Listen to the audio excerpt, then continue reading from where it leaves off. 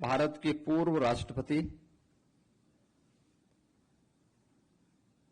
Sarvepalli doctor Radhakrishnan की स्मृति को नमन करते हुए उत्तर प्रदेश सरकार और उत्तर प्रदेश के नागरिकों की ओर से उन्हें विनम्र श्रद्धांजलि अर्पित करता हूं। मैं इस अवसर पर अभिनंदन करता हूं उन सभी सम्मानित शिक्षकों का, उन सभी गुरुजनों का जिन्होंने अपने कर्तव्यों का ईमानदारी पूर्वक निर्वहन करते हुए आज यहां पर राज्य शिक्षक पुरस्कार और मुख्यमंत्री उत्कृष्ट पुरस्कार प्राप्त करने के लिए चयनित हुए और आज उन्हें यहां पर सम्मानित किया जा रहा है। मेरी हार्दिक इच्छा थी कि मैं सभी 81 उन सभी शिक्षकों को सम्मानित करूं जिन्होंने अलग अलग जनपदों में जाकर के अलग अलग जनपदों में कुछ लीक से हट करके कार्य किया, क्योंकि आपका यह कार्य न केवल वर्तमान के लिए बल्कि देश के भावी भविष्य के लिए एक प्रेरणा है। और उस प्रेरणा के लिए जो हमें विकसित उत्तर प्रदेश और विकसित भारत की आधारशिला को सुदृढ़ करता है, इसके लिए मैं आप सबका हृदय से अभिनंदन करता हूं। मैंने पिछले जब से शिक्षक दिवस के कार्यक्रम के बारे में चर्चा हुई, मैं पिछले एक सप्ताह 10 दिन से देख रहा था सोशल मीडिया प्लेटफॉर्म पर भी और विजुअल मीडिया के माध्यम से भी उन शिक्षकों के बारे में बहुत सकारात्मक बातें आ रही थी।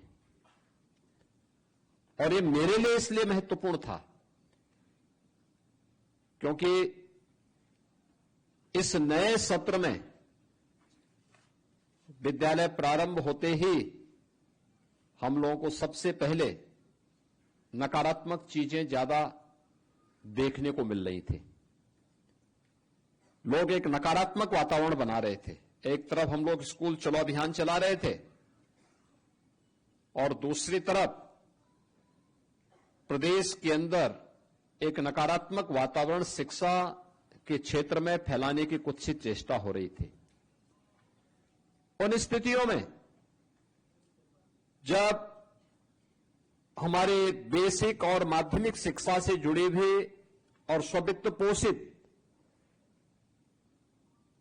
विद्यालयों से जुड़े हुए शिक्षकों के बारे में कुछ अच्छा सकारात्मक सोचने और देखने का अवसर प्राप्त हुआ, तो एक सुकून हुआ कि चलिए कहीं से अच्छा तो हो रहा है। और ये अच्छा बताता है कि आज 81 हैं, कल यह 8 लाख की संख्या पहुंचेगी जरूर, क्योंकि यही तो हम लोगों के विश्वास का आधार बनता है। और इसी आधार पर हम लोगों ने उत्तर प्रदेश के अंदर कार्य करके उत्तर प्रदेश की कायाकल्प को करने में सफलता प्राप्त की है। याद करिए ना, यही तो प्रदेश था, यही प्रदेश था। क्या शिक्षा के क्षेत्र में, क्या स्वास्थ्य के क्षेत्र में, क्या अर्थव्यवस्था के क्षेत्र में, क्या सुरक्षा के क्षेत्र में, क्या कृषि और जल संसाधन के क्षेत्र में, क्या रोजगार और कौशल विकास के क्षेत्र में, हर एक क्षेत्र में हम लोग बॉटम 5 में थे। सबसे पीछे की गिनती में हमारे नाम आते थे, यूपी का नाम आता था। लेकिन पिछले 8 साढ़े 8 वर्ष के अंदर प्रधानमंत्री जी के मार्गदर्शन में, प्रधानमंत्री मोदी जी के नेतृत्व में देश के अंदर जो एक सकारात्मक वातावरण बना, उस सकारात्मक वातावरण को पिछले 8 साढ़े 8 वर्ष में उत्तर प्रदेश ने हाथों हाथ लिया। परिणाम क्या है कि हमने शिक्षा के क्षेत्र में स्वास्थ्य के क्षेत्र में, सुरक्षा के क्षेत्र में, रोजगार और कौशल विकास के क्षेत्र में, कृषि विकास और जल संसाधन के क्षेत्र में, जीवन के प्रत्येक क्षेत्र में कुछ नया किया। नए करने का परिणाम रहा कि 17 के पहले जिस उत्तर प्रदेश को बीमारू राज्य कहा जाता था, आज वही उत्तर प्रदेश अब बीमारू नहीं, भारत के विकास का ग्रोथ इंजन बनकर के भारत की एक ताकत बन रहा है। ये केवल सरकार में बैठे हुए लोगों का पुरुषार्थ नहीं है, यानी ये जो परिणाम आए हैं, ये सच है कि सरकार में बैठे हुए लोगों ने नेतृत्व दिया, लेकिन इसमें जब 25 करोड़ की आबादी एक साथ मिलकर के सामूहिक रूप से उस दिशा में कार्य की, तब यह परिणाम हमारे सामने आया। तब यह परिणाम आया जो उत्तर प्रदेश 8 वर्ष पहले अपनी पहचान के लिए मोहताज था, आज उसको अपनी पहचान के लिए किसी के सामने बताने की आवश्यकता नहीं पड़ती। वो कहीं जाएगा, देश के अंदर, दुनिया के अंदर कहीं जाएगा, बोलेगा उत्तर प्रदेश के हैं, तो सामने के चेहरे पर एक चमक दिखेगी कि उत्तर प्रदेश, वह भी आज उत्तर प्रदेश पर गौरव की अनुभूति करता है। 8 वर्ष पहले कौन लोग थे जिन लोगों ने पहचान का संकट खड़ा किया था? और यही वे लोग थे जो अपने समय में कुछ कर नहीं पाए, लेकिन आज जब शिक्षा के क्षेत्र में, स्वास्थ्य के क्षेत्र में या अलग अलग क्षेत्र में जब कुछ रिफॉर्म होते हैं, तो ये लोग उसके लिए नकारात्मक वातावरण पैदा करके फिर से उत्तर प्रदेश को उसी कूप मंडूप में रह करके रहने के लिए मजबूर कर दे रहे हैं, जिसके कारण उत्तर प्रदेश ने अपनी पहचान को खोया था। उत्तर प्रदेश के सामने पहचान का संकट जिन कारणों से पैदा हुआ था, उन पहचानों में जो कार्य हुए थे, मुझे अच्छा लगा था। जब मैं देखता हूं नीति आयोग की बैठकों में हम लोग जाते हैं, तो शिक्षा के क्षेत्र में हमारे कुछ उदाहरण सामने आए। नीति आयोग ने देश के अंदर शिक्षा के क्षेत्र के नवाचार में, जब मैं नीति आयोग की पुस्तकों को देख रहा था, तो उन्होंने देश के अंदर शिक्षा के क्षेत्र में कहां क्या नवाचार हुआ। जब बेसिक शिक्षा के ऑपरेशन कायाकल्प को मैंने देखा, मुझे लगा देखो ये कार्य हमने 17 में प्रारंभ किया था, ऑपरेशन कायाकल्प। आज वो देश के अंदर एक प्रेरणा बनी हुई है। प्रोजेक्ट अलंकार गत 2 वर्ष पहले हम लोगों ने प्रारंभ किया था, जब योजना बना रहे थे क्या होगा। और मैं वहां भी जब लखनऊ में गया था, मैंने एक विद्यालय को देखा, बड़ा जर्जर हालत में था। बाराबंकी में मैं गया था, वहां के जीजीआईसी को मैं देख रहा था, भवन को, बहुत जर्जर हालत में था। किसी समय बना था विद्यालय, समय के अनुरूप उसकी अपनी एक सीमा है। हमें नया भवन देना पड़ेगा, नए संसाधन देने पड़ेंगे। स्ववित्त पोस्ट जो निजी प्रबंधन के अधीन शासकीय सहायता प्राप्त विद्यालय थे, उनकी स्थिति और भी खराब थी। संस्कृत विद्यालयों की उससे भी बदहाल थी। लगातार कार्य किया गया, और कार्य करने का परिणाम क्या है? आज 2100 से अधिक ऐसे विद्यालयों को प्रोजेक्ट अलंकार के अंतर्गत एक नया भवन देकर के एक सुरक्षित माहौल दिया गया। कोई सोच सकता था 1,36,000 विद्यालय ऑपरेशन कायाकल्प के माध्यम से उत्तर प्रदेश के अंदर उन 19 पैरामीटर में आगे बढ़ते हुए दिखाई दें। जो एक स्कूल के लिए आवश्यक था, जो वहां के ड्रॉप आउट रेट को कम कर सके, न्यूनतम ला सके, बेटी स्कूल क्यों छोड़ती थी? क्योंकि इसके लिए सेपरेट टॉयलेट नहीं थे। बच्चे बीमार क्यों होते थे? क्योंकि सुबह जाता था और 4, 5, 6 घंटे स्कूल में रहता था, पीने के लिए पेयजल नहीं था, अभिभावक के पास साधन नहीं थे कि उसको एक थर्मस दे सके, वो ले जा सके अपने साथ, उसके पास इस प्रकार के साधन नहीं थे। क्या होगा? स्कूल छोड़ता था, बीमार होता था, स्कूल एक बार छूटा तो फिर छूट जाता था। आज इन 1,36,000 विद्यालयों में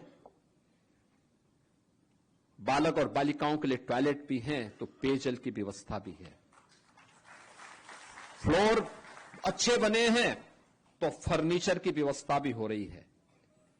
डिजिटल क्लास भी बन रही है तो स्मार्ट क्लास भी है, डिजिटल लाइब्रेरी भी है।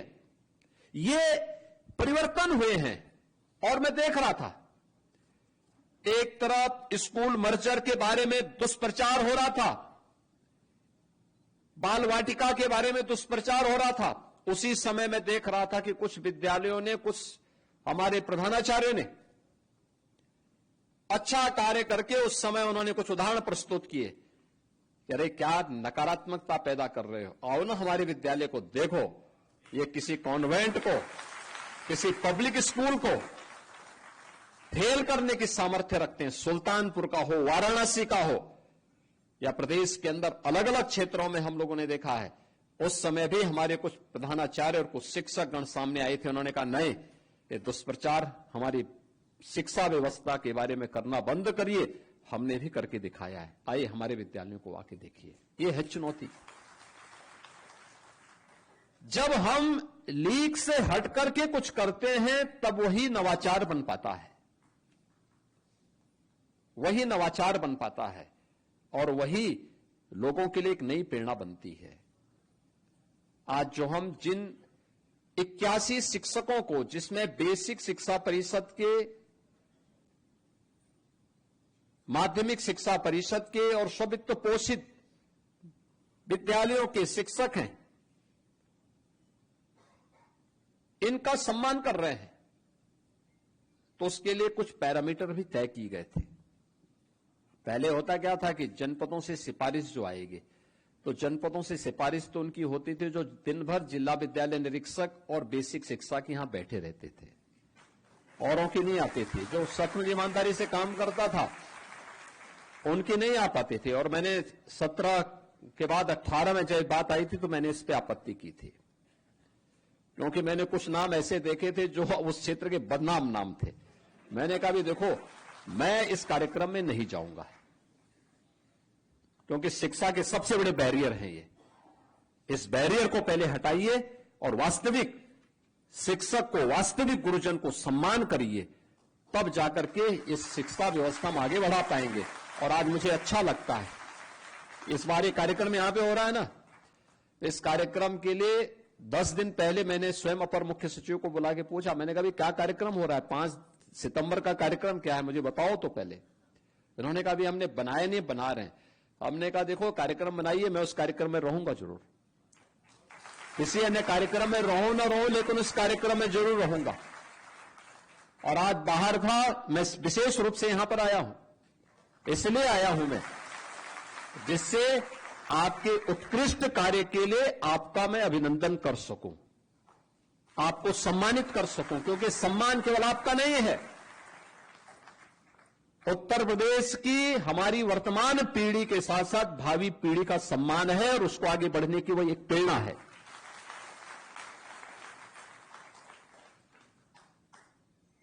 माध्यमिक शिक्षा 17 के पहले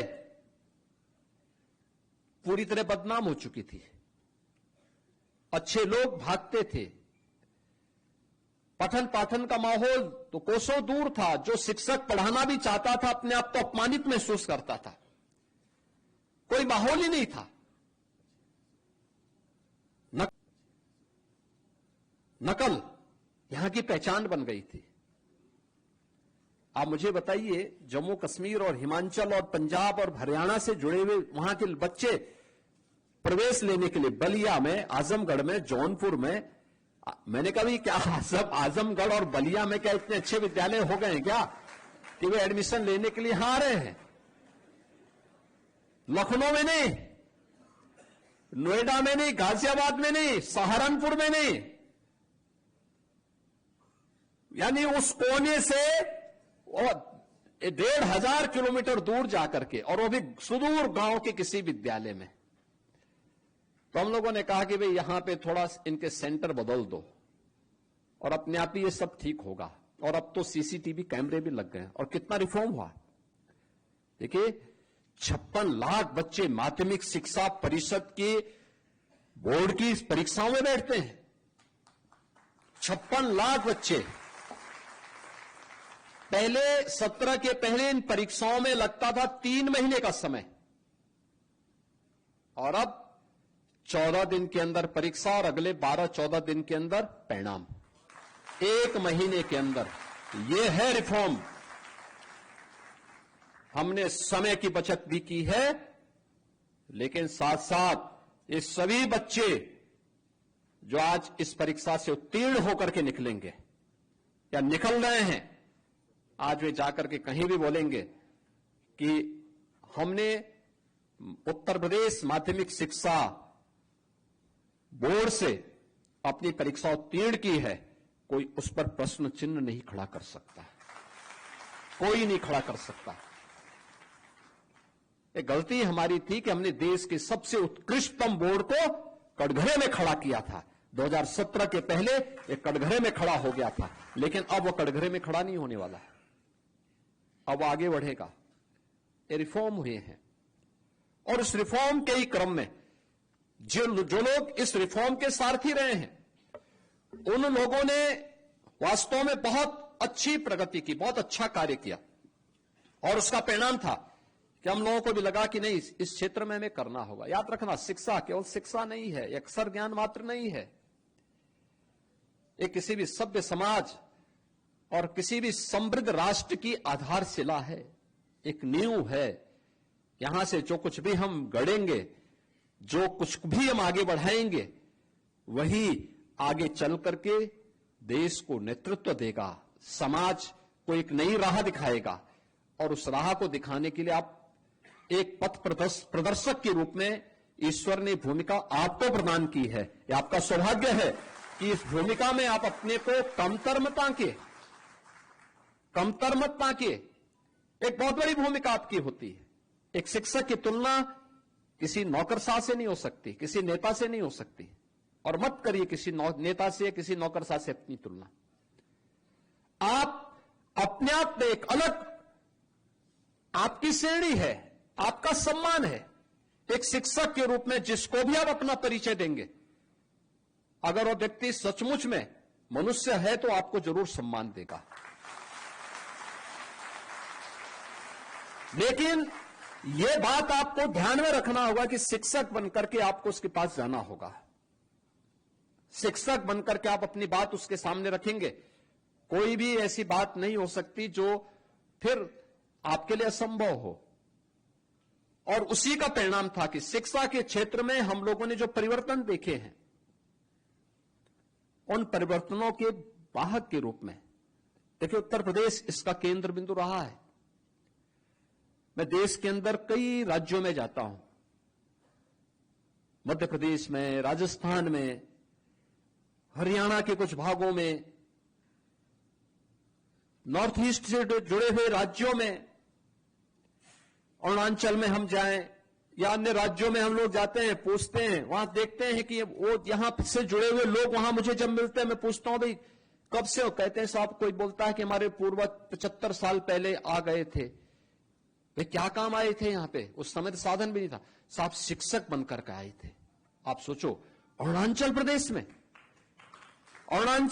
में हमारे केंद्रीय मंत्री हैं, भारत सरकार के मंत्री हैं किरेन रिजिजू, अरुणाचल प्रदेश से सांसद हैं, केंद्र सरकार में मंत्री हैं, एक बार उन्होंने कहा कि मेरे गुरुजी गाजीपुर के रहने वाले हैं। मैंने कहा वहां से? उन्होंने कहा हां, वो यहां के रहने वाले थे और वहां पे आकर के हमें पढ़ाते थे। हम मध्य प्रदेश में जाते हैं, पूरी एक बड़ी संख्या हमें मिलती है जहां पे शिक्षकों की एक लंबी फौज खड़ी होती है और यहां से गए हुए थे। क्यों? उत्तर प्रदेश एक बार यानी देश को अच्छे शिक्षक प्रदान करने वाला राज्य, और क्यों ऐसी स्थिति आई कि लोग हम पे अविश्वास करने लग गए। ये पहचान का संकट, और इसलिए समय के अनुरूप हमें अपनी गति को एक सकारात्मक माहौल में आगे बढ़ाने के लिए तैयार होना होगा। एक सकारात्मक माहौल हमें पैदा करना होगा और सकारात्मक माहौल के लिए समय के अनुरूप हमें आगे बढ़ना होगा।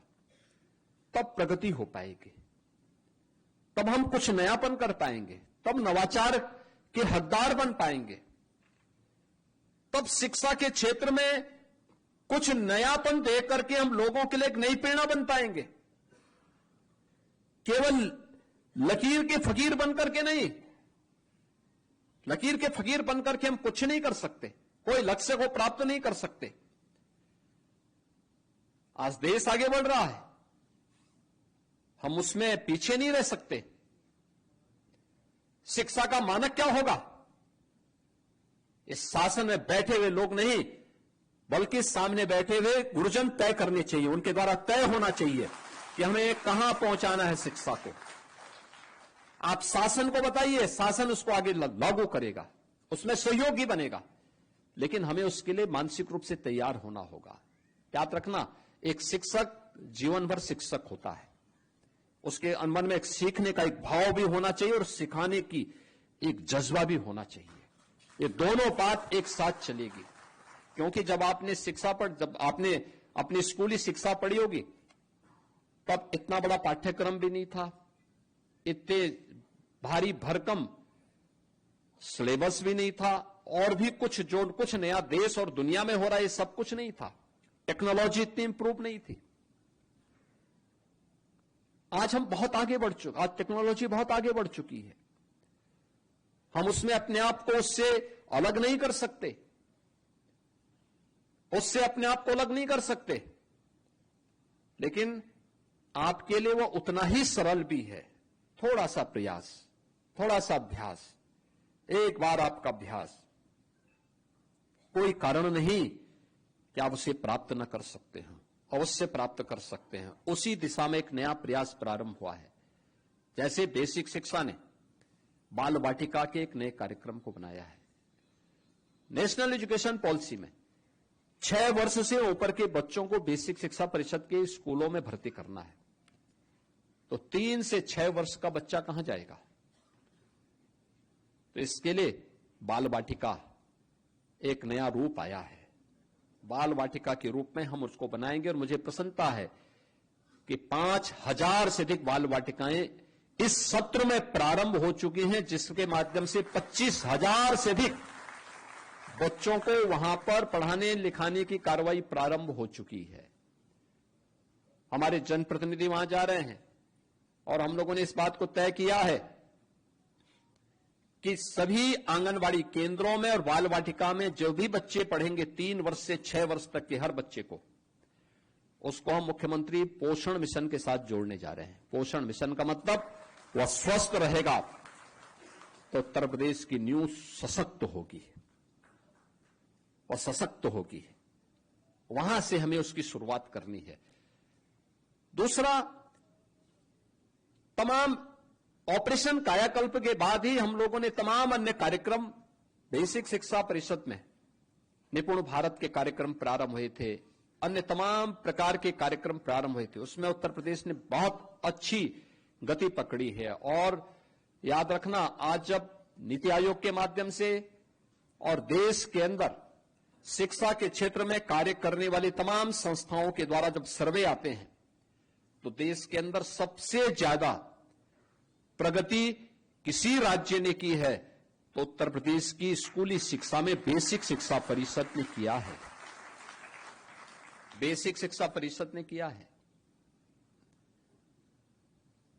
लोग कह रहे थे, एक दिन मैं विपक्ष के एक मित्र की बात को सुन रहा था कि उत्तर प्रदेश की बेसिक शिक्षा परिषद में बच्चों की संख्या कम हो गई। मैंने कहा भी आपके समय में जितने बच्चे थे, टोटल बेसिक शिक्षा परिषद के विद्यालयों में, जिसमें बेसिक शिक्षा परिषद के साथ साथ निजी क्षेत्र का भी योगदान होता था, उन सब के बावजूद उससे भी 14 लाख बच्चे तो केवल बेसिक शिक्षा परिषद के विद्यालयों में ज्यादा हैं। और अगर हम निजी क्षेत्र का देख लेंगे तो उससे लगभग 60 लाख बच्चे ज्यादा आज भी बेसिक शिक्षा के अंतर्गत उनकी मान्यता के आधार पर उत्तर प्रदेश के विद्यालयों में पढ़ रहे हैं। आज उन बच्चों के लिए तमाम प्रकार की सुविधाएं भी दी जा रही हैं। बैग है, बुक्स है, शूज है, सॉक्स है, स्वेटर है, ये सभी दिए जा रहे हैं। हमारा प्रयास भी होना चाहिए, थोड़ा हम भी उसमें योगदान दे सकते हैं कि भाई अभिभावक को इसके लिए बाध्य करें कि जो पैसा दिया जा रहा है उस पैसे से बच्चों के लिए, बालिकाओं के लिए जूते मोजे खरीदें,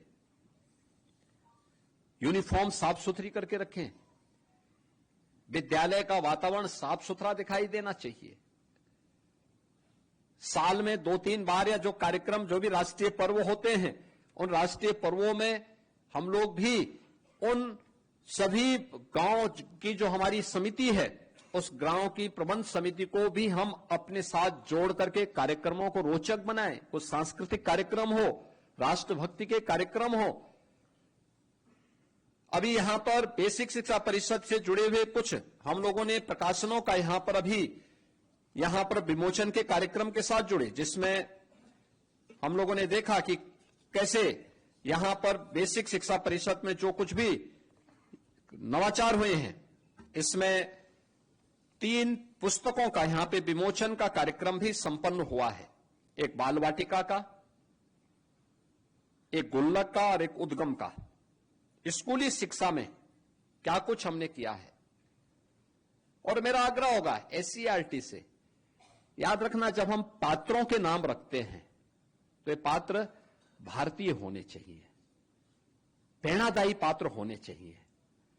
याद रखना, हमारे यहां पात्रता की दृष्टि से देखना है तो रामायण और महाभारत से बढ़कर के पात्रता की श्रेणी दूसरी कोई और नहीं हो सकती,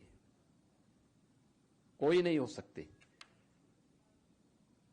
हमारे यहां बचपन में दादा दादी, नाना नानी जो कहानी सुनाती थी तो वह राम और कृष्ण की कहानी सुनाती थी, वह किसी विदेशी हीरो की कहानी नहीं सुनाती थी, अपने देश के नायकों की कहानी सुनाया करती थी, जिससे उसके अनुरूप बनने की एक प्रेरणा बच्चों के मन में बचपन में पैदा हो सके। हमारी कहानी के पात्र भी भारतीय नायक होने चाहिए और उन नायकों को आधार बना करके जब हम कोई रोचक कहानी जो शिक्षाप्रद हो उसको बनाएं तो उसको भी हमें उसके साथ जोड़ना चाहिए। और मैं देख रहा था अलग अलग शिक्षक अपने विद्यालय में अलग तरीके से उसने शिक्षा के कार्यक्रम को सरलीकरण करने के लिए उदाहरण देकर के छोटी छोटी कथा और कहानी के माध्यम से, छोटी छोटी कविता के माध्यम से बच्चों को पढ़ाने के लिए उसने उन्हें उदाहरण के रूप में प्रस्तुत किया है। यही एक नवाचार है। इसे आप बेसिक में भी, माध्यमिक में भी आगे बढ़ा सकते हैं और इसको हमें और तेजी के साथ आगे करना होगा और इसके लिए हमें तय करना होगा कि चीजें हमारी और अच्छे ढंग से आगे बढ़ सकें। आज के इस अवसर पर जब हम लोग यहां पर आए हैं, मुझे बताते हुए प्रसन्नता है कि आपके द्वारा किए जा रहे जो ये नवाचार हैं ये प्रकाशित होने चाहिए। बाल वाटिका के लिए भी जो पुस्तिका हमने बनाई है, ये पुस्तिका को और सरल किए जाने की आवश्यकता है, पतली बनाने की आवश्यकता है, बहुत मोटी नहीं, इतना नहीं कि उसको देख करके बच्चे के कुछ चक्कर आने लग जाए। उसके मन में भाव आना चाहिए, स्कूल जाएं, उसको खेल खेल में सिखाइए, खिलाते हुए सिखाइए। वहां पर जो पोषण मिशन के अंतर्गत उसको वहां पर जो कुछ भी दिया जाए उसको मिलेट के लड्डू खिलाइए, बिस्किट दीजिए, कुछ ऐसी चीजें दीजिए जो उसको रोचक बनाए, क्योंकि खिचड़ी खाते खाते वो परेशान हो जाता है करके, लीक से हट करके। यद्यपि आपने मिड डे मील के मेनू को तैयार अलग अलग दिन अलग अलग तय की है, लेकिन जिसको घर में खाता है, कहीं भी मिल सकता है, उससे हट करके कुछ नया देंगे तो उसके मन में एक रुचि जागृत होगी, अच्छा होगा। और उसको हमें इसके लिए तैयार करना होगा। जिन शिक्षकों ने और जिन सम्मानित गुरुजनों ने अपने विद्यालय में कुछ नया किया है, विद्यालय के लिए, शिक्षा के क्षेत्र में परिवर्तन करने के लिए, आपके नवाचार के उसमें प्रकाशित होकर के हर विद्यालय में पुस्तिका पहुंचाई जानी चाहिए, हर जगह पहुंचाइए किन किन लोगों ने क्या क्या किया है। और जिन 81 शिक्षक, जिन बेसिक शिक्षा के 66, माध्यमिक शिक्षा के शेष जो 15 शिक्षकों को या स्ववित्त पोषित के जो 12 और 3 शिक्षकों को हम यहां सम्मानित कर रहे हैं, उन विद्यालयों में भी इन सभी शिक्षकों के बारे में विस्तार से और क्या क्या चीजें इन्होंने लिखी हैं, क्या क्या चीजें इन्होंने की हैं, इसको भेजिए वहां पर। थोड़ा अन्य लोग भी प्रेरित होंगे। वहां के असेंबली में इसके बारे में बोला जाना चाहिए, विद्यालयों की मॉर्निंग असेंबली में बच्चों के सामने बताया जाना चाहिए कि इन शिक्षकों को इस आधार पर हमने सम्मानित किया है। और यह प्रेरणा है शिक्षा जगत के लिए भी, वर्तमान के लिए भी और भावी पीढ़ी के लिए भी। और इसीलिए आप सबके प्रति मैं हृदय से अभिनंदन करते हुए आज के इस अवसर पर कुछ चीजें थी जो आप लोगों ने वो किया है, और मैं आप सबसे इस बारे में कहूंगा, अच्छा करिए। हम लोग आपके साथ में हैं, राज्य सरकार और ये डबल इंजन की सरकार आपके साथ में है। इस अवसर पर आज जब शिक्षक दिवस है तो स्वाभाविक रूप से आप सबके मन में भी होगा कि और क्या हो सकता है। हम लोग एक चीज की आज घोषणा करना चाहते हैं, और वह है कि सभी शिक्षकों को, ये शिक्षक हमारे चाहे वह प्राथमिक के हों, उच्च प्राथमिक के हों, चाहे वह शासकीय सहायता प्राप्त माध्यमिक विद्यालयों के हों, अशासकीय सहायता प्राप्त महाविद्यालयों के हों, या वित्त पोषित विद्यालयों के हों, महाविद्यालयों के हों, इन सबको हम कैशलेस उपचार की व्यवस्था का लाभ देंगे।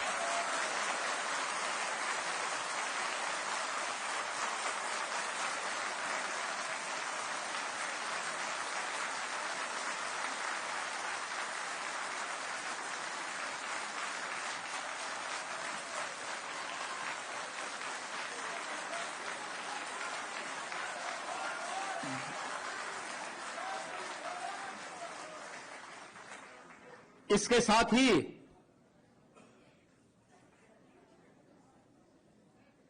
शिक्षा मित्र,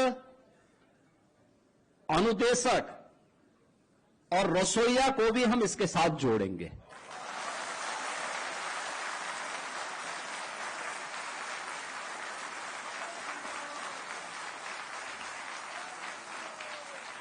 यानी यह उत्तर प्रदेश के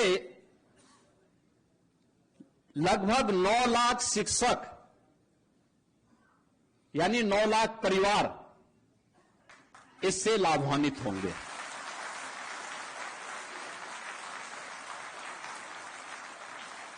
अभी हम लोग इस व्यवस्था को इसके साथ दे रहे हैं, और मुझे लगता है कि ये सभी विभाग, बेसिक है, माध्यमिक है या उच्च है, बहुत शीघ्र इस औपचारिकता को पूर्ण करते हुए एक कैशलेस उपचार की व्यवस्था का लाभ इन्हें उपलब्ध करवाने की दिशा में अपने कार्यक्रम को तेजी के साथ आगे बढ़ाए, एक समय सीमा के अंदर इसको पूरा कर लें, जिससे ये सुविधा सबको प्राप्त हो सके।